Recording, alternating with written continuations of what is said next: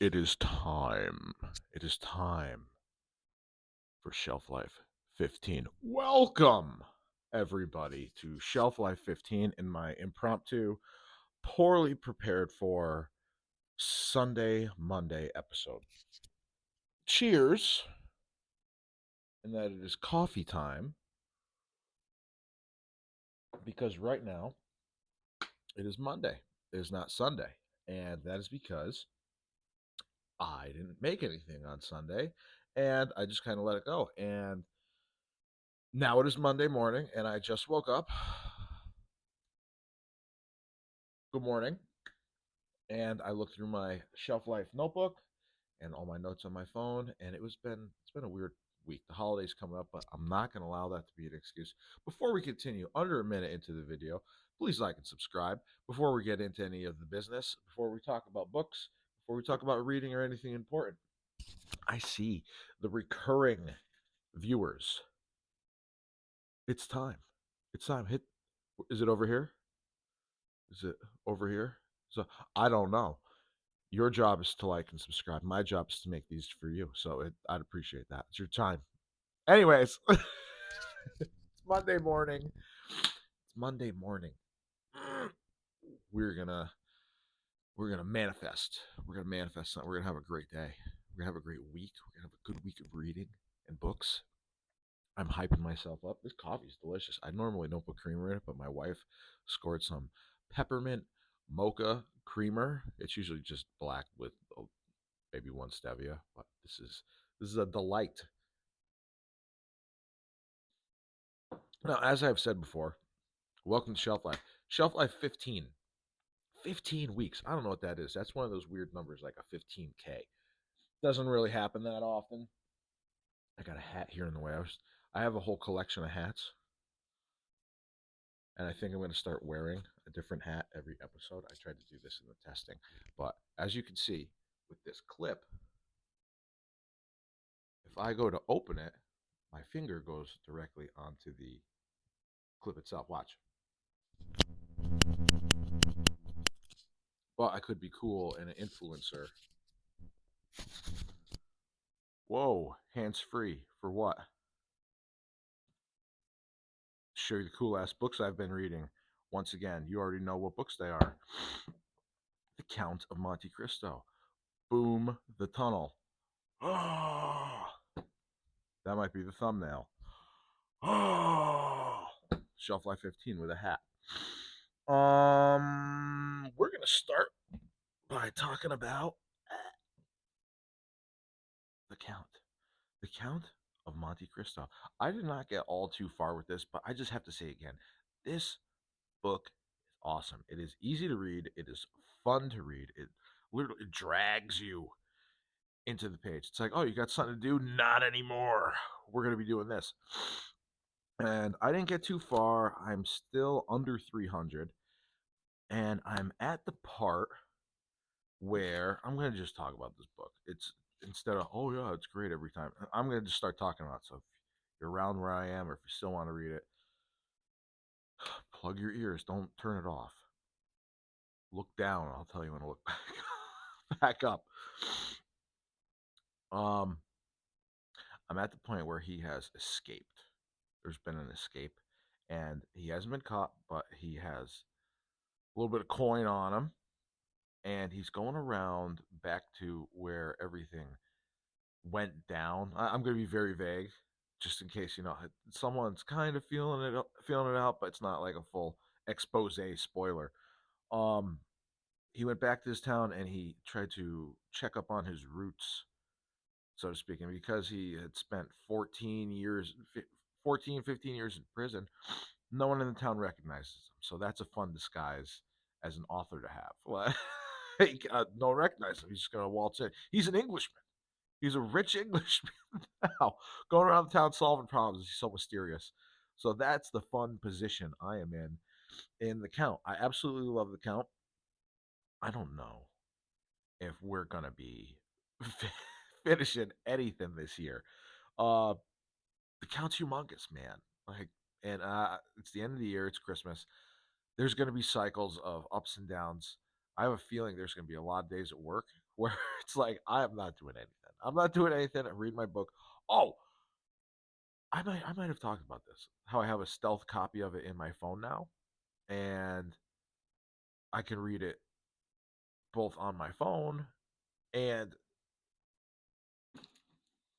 in my wonderful broken copy right here. So I've been reading both copies of the Count, trying to get it done, but this week it was a wash. It wasn't that great. The the 5th of September, I think it's chapter 30. So that's where I went to Count. Um I don't want to make any promises. It's too good. I don't want to rush it. I have some time off. I usually don't have time off this time of year, but this year I'm going to take it. I'm going to take my time off, and I'm going to. I plan on not making plans, not making any commitments, and when I do have time, I'm going to catch up. I'm not catching up. I'm just going to find an opportunity to read. It is not, you know, life happens, and then you have what? These are not problems. These are adaptation opportunities. These are adaptation, like the hat situation. It's an adaptation. The fact that it's Monday, this is positive. Look how well rested I am.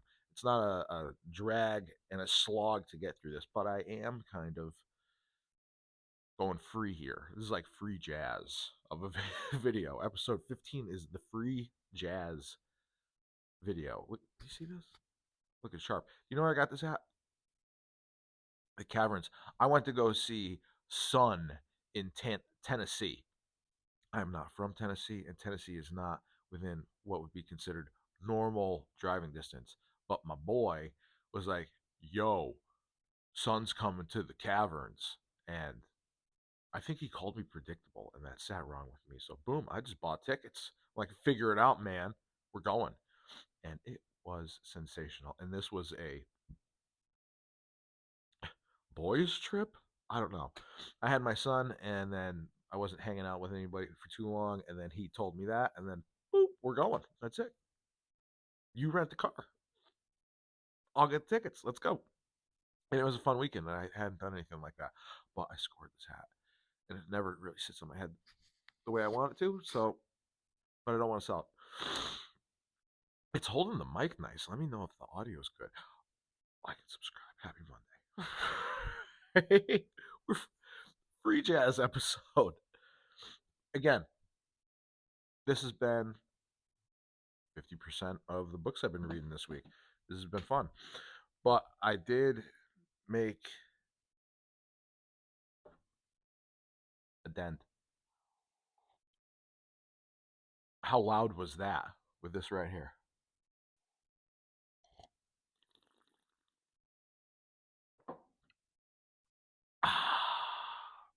Fun. Do you guys know about the tunnel? That also might be a fun thumbnail. The tunnel. Let's get an update. Am I halfway?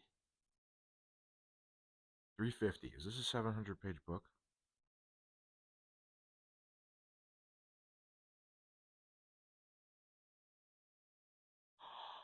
651. Today is the 16th. I am more than halfway. I am on track to finish the tunnel. I'm on track to finish the tunnel. Now, like the Count, I had a weird week, man. Like, I didn't get a whole ton of reading done, but I did kind of do a couple extra chapters, a couple extra pages I wasn't expecting to be able to do yesterday with the tunnel. And this book, man, I get in and out of it. There's like a lack of plot, and it's not like Infinite Jest where there's a lack of plot. Ooh, but I've read. Where is it? I do this every time. I turn around. I'm like, oh, top down, top down. I'm looking for Omen Setter's Luck. I reorganized these to red, not red. Omen Setter's Luck right here.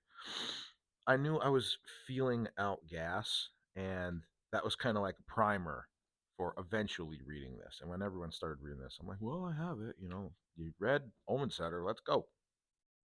And the style is like, it's gas. You can tell Like he has a style. It wasn't just Omen Setter's Luck, and that's the kind of book it was. It's Gas himself, and this is the kind of writing he has. It's like his own voice and signature. It's very interesting. Um, but I kind of think about it as uh, I hope it's just not me being too stupid to understand gas. But I feel like nothing is ever moving. Everything is kind of like Pompeii in thought. It's kind of just like frozen right there, and there might be a little bit of movement of what's happening. But gas to me, it's like wandering through. It's like wandering through fog, and he lays out these thoughts and these stories and these images of mind, and you're like, what is he talking about? And it's like you kind of know where what he's talking about on this page and in it, but it's like, where are you in this whole scheme of things? And you just, it reminds me of like when I was third grade and reading comprehension, and you're just supposed to read this freaking test, and you got to write a 5 paragraph essay at the end. And it's just like, oh, this wall of prose, and it's like, I'm not comprehending anything. And then all of a sudden, you're out of the fog, and we're talking about something serious or something wicked funny or something super relatable and very clear. And then it's like, then he'll do some alliteration or a limerick, and you're back into the fog. You don't know where you are. So it's disorienting. But as you come out of the fog, you kind of start to see everything come together. I am not holding back on any sort of aids. With Infinite Jest, I know that there's like a WikiLeaks page and there's a whole lot of resources to follow along. And I avoided all of them because I wanted the purity of the reading experience, the purity of the Infinite Jest, purity of it. But with now that I'm a more experienced reader, I really don't care. Like, I'm listening to this with the audio because eventually I will reread it. That's another thing I used to be like, I don't know, there's so many books to read. I'll be rereading this one. And there is kind of a wiki page, and I just like interviews the idea that he wrote this book in like 12s, kind of like a music, something about 12 where he's gonna, I just hit that. He's gonna keep coming back to certain things. I'm starting to see that, but it's like driving through the fog. Here we go. You're just hitting stuff, and that's what this first read is going to be. Just slogging through. I did have it. Oh, I wrote it down. I wrote it down. Give me a second. Let's wait into our deep breath today.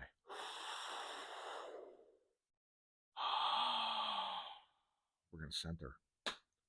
What was I thinking about? I wrote it wasn't the hoarders thing. We're reading this book is kind of the same feeling as hoarders. I swear I wrote it down, but I don't have that book. See, this is what happens when you do free jazz. You're just gonna have to figure it out. In the band, we kind of have a saying, especially when there's like a new song.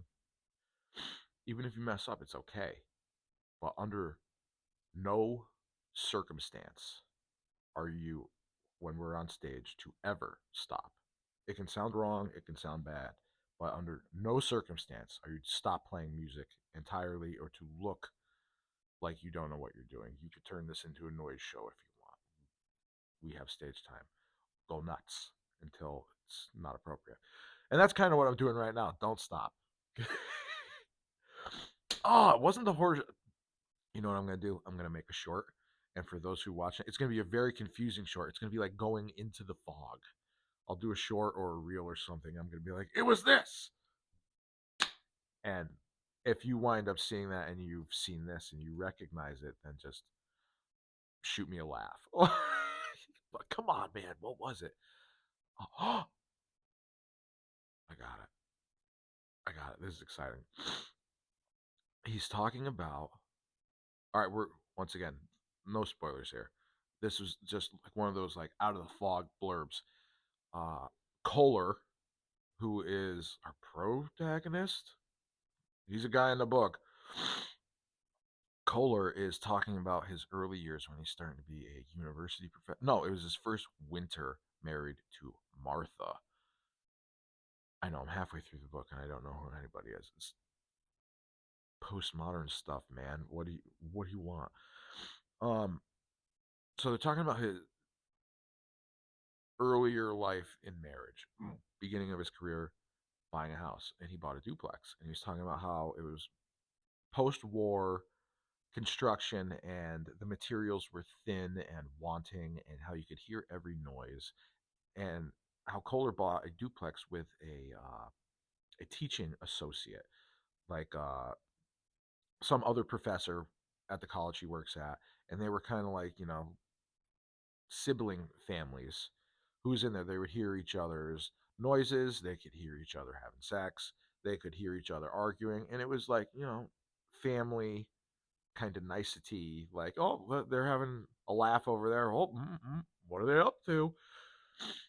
And that kind of lack of privacy, but it was more intimate and okay. But then he talks about how one day his professor up and leaves, or I don't know, something happened, and new people moved in, new neighbors. And he's talking about the experience of having these new neighbors and living with strangers, and how it affected. And this is only like a paragraph in this book, but he talked about how then, by having it be the dynamic of his environment, it changed the pattern of his family. What was going on the other side was affecting what's going on in his side. And it wasn't the fact that these people were wrong or mean or anything. It's just the fact that they were strangers living in the house now with the thin walls, and you could hear everything. And it made them, Kohler and Martha, step back, and they began to just tiptoe in their own home. They would tiptoe in their voice and in their words. They would tiptoe in their activities. I think if you dropped a book, it became a bomb. Like, don't make noise, man. And that kind of constant stress and tension to, like, oh, don't make us, oh, to be skittish and skirtish was a really, now I'm thinking about it, a real good metaphor for marriage. But it was so relatable personally, because like he nailed it with living with strangers. Like, when I lived with my wife and we were in an apartment, I just thought I was weird. I just thought I was weird, man, because like I didn't grow up living with people next door or downstairs or upstairs. Not my jam. Not my jam. I clam right up. I became just as quiet and weird, and like I now I live in a house, and just the fact that like I can see my neighbors, I don't like that. The fact that I can go out in the yard, they're seeing what I'm doing, I don't like that. So I completely get the.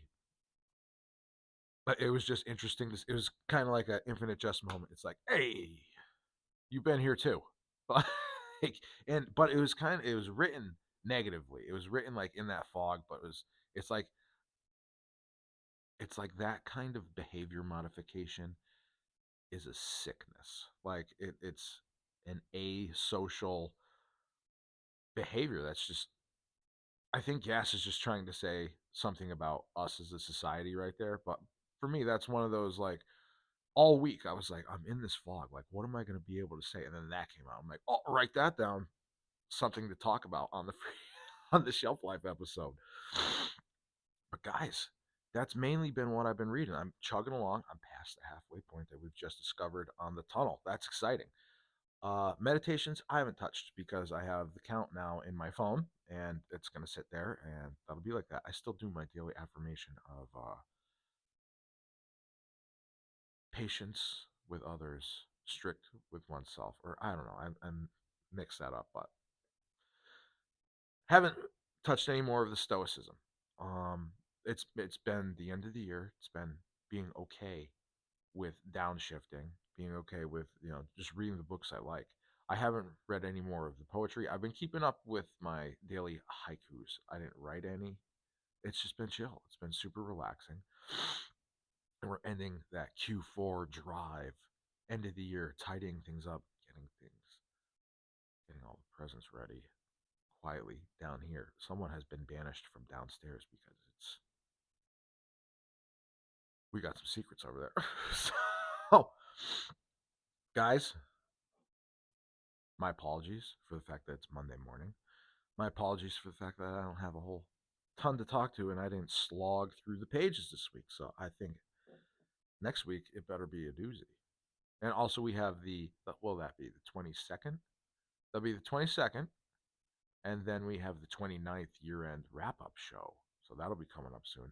And I think with the time that I'm going to be having off, that you guys have been awesome, and I'm going to have to do something special for everybody. And maybe that'll be a bonus show. Maybe that'll be the premiere of a new show. I have a couple ideas in my head for new formats, little challenges that we're going to be doing. I'm excited to talk about next. Not only is it going to be a year-end review, but it's also going to be a projection into the 2025 plan. So we got some exciting things happening. I'm going to say it again. Like and subscribe. Guys, this has been Shelf Life 15. I really appreciate you all. I appreciate your patience. I appreciate your interest in me showing the same books. Oh, quick PS. See these? I got them. I got them. Y'all want me to post my bookmarks up for sale. I've showed them a couple times. Man, I'm weird about putting them out there. Feel exposed, but there's going to be a link. I think it's in here. If you go to my Instagram, there's definitely a link in my bio. I got these wrappers for bookmarks. It'll come in a, I don't know if I'm going to do an envelope with like a little piece of oak tag, save on shipping, or if I'm actually going to do the padded ones. I'll probably just do the envelope if you guys are understanding about it. But if you want one of my bookmarks, I'm going to put them up for $10. It's a support thing. It's a archival watercolor, one of a kind. It's signed. It's numbered on the back if I did two of them, because I usually like to do two at a time. I'm going to put them up there. No hopes, no prayers, no promises. If you want one, snag it. That'll be like the goal for this week. All right, I'll put up some bookmarks. You guys have been bugging me. Fine. But thank you again. Arrivederci. Keep reading. Let me know any interesting books or finds or literary things that you see. If you got a comment or you just want to chat. Happy Monday. I'll see you next week. Later.